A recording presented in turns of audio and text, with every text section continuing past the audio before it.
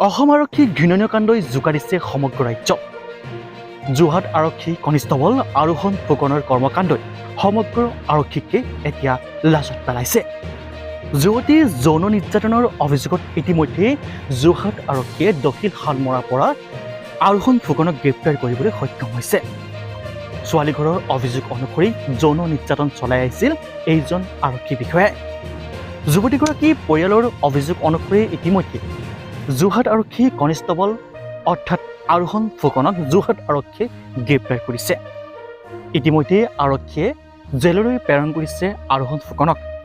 এতিয়া এই আৰক্ষীজনৰ কৰ্মকাণ্ডই সমগ্ৰ অসমৰ আৰক্ষীকে লাজত পেলাইছে। Bureau report, news 8 Assam.